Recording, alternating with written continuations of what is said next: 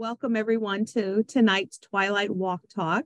My name is April Black and I am the walk manager for Apraxia Kids. And tonight I have Aubrie Hagopian with the Fresno Walk for Apraxia. So welcome, Aubrie. Thank you so much. Thanks for having me. We appreciate you being with us. So for this year's Apraxia Awareness Month, we wanted to focus on how we as a community give hope and how we also receive that hope back to ourselves. So how long, Aubrie, have you been participating in the Walk for Apraxia? This is my 5th year. Wow. 5th year. Excellent. What initially led you to the Walk for Apraxia? Can you tell us a little bit about your journey? Absolutely. So my journey with Apraxia Kids in general started in 2017, I believe. I went to my first Apraxia Kids conference in San Diego. I might be wrong on the year. And there I learned about the Apraxia Kids boot camp, the intensive training for speech therapists. So I applied for that and was accepted and went through that whole rigorous training. It was amazing. And if there's any speech therapists out there thinking maybe I should do it, absolutely do it.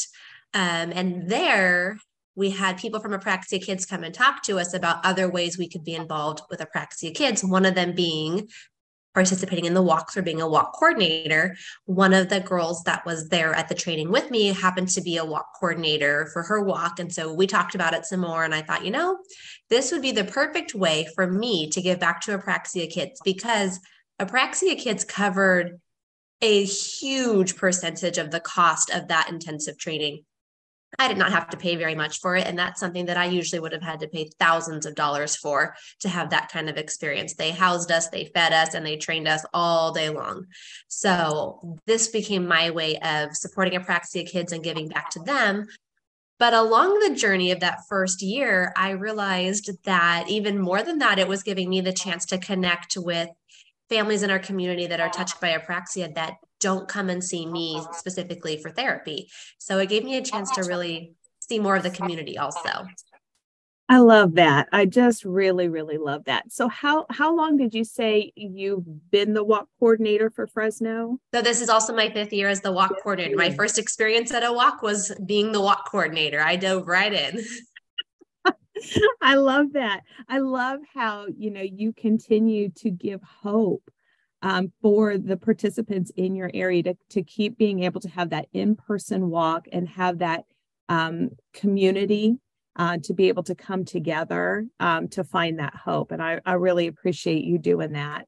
Of course, I love doing it. And honestly, Apraxia Kids is amazing to work with.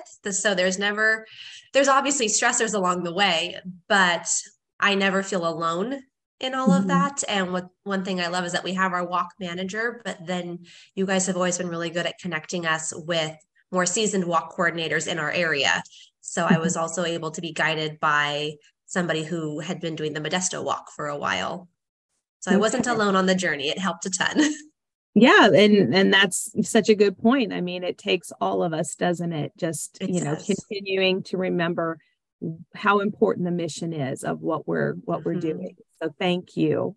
Well, all walks, they follow, a similar process. There's a time for checking in when people get there. There's the ceremony where we recognize our amazing Apraxia stars and all their accomplishments, all the hard work they've put in. And then there's the walk that we walk together to kind of show unity together as a community. What do you feel with the Fresno walk? What would you say maybe makes that walk unique to Fresno? Maybe something that's a little different than another walk. I think there might be a couple things. One of the things that I really enjoy about our walk is our location. We are at a very popular park that has a walking path behind it. And so not only are we there educating the people who have come to the walk, but I always get stopped by people that are on the path asking questions because we have the signs out along the path. And then other families who are just playing at the park are hearing everything that's happening. And so they come over, and there's been each year I have a grandparent or a parent that says, hey, wait, what is this? My child's not talking yet. And then it's an opportunity to really connect with them. And I also see them connecting with the other families too. And so that's one thing that I think is really special about our walk. And the other thing, and people might experience this in other places, but I feel like we all come together once a year, but we're still family and friends somehow. We don't see each other all the time, but you can tell that it's like, oh, nice to see you again. There's a lot of returning families, and they've all established bonds with the other families that are there. Yes, that really does make it special to look forward to seeing, those people that we may only get to see once a year just for the walk. So yeah, I do love that too. What do you love the most about your walk experience? The walk itself. What is your favorite thing? My favorite thing is probably the ceremony. As the walk coordinator, I get to be the one up in front of everybody talking, which is stressful. But I think my favorite part is when I look out across the audience and all the parents and family members and friends there, and I see the tears in their eyes as I'm talking about how hard the kids work and how hard the families work. It's so touching to me to see, like, that's where I see that what I am doing is worth it, because it is a lot of work to be a walk coordinator. But in that moment of seeing how much this means to the families, and it's their chance to see their child be recognized.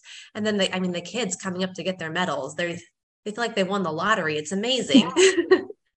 And I love seeing all of that. But then I also just love seeing like the kids go out and play on the playground together. And that's seeing the kids from different families interact. And I even have had older kids in the past who had not had experience being at a walk, their parents coming up and saying, like, he's having so much fun. He's finally connecting with other kids like him.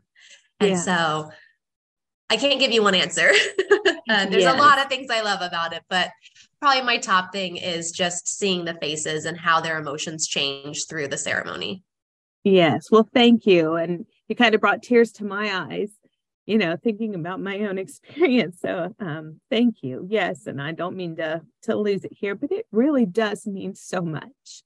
So much. So it really does. And you're a parent of a child with apraxia, and so you see the daily struggles. And so it's so important for us to, even if it is just one day a year, take a moment to recognize how hard the whole family works and all the accomplishments, and really celebrate that. So that's why I do this.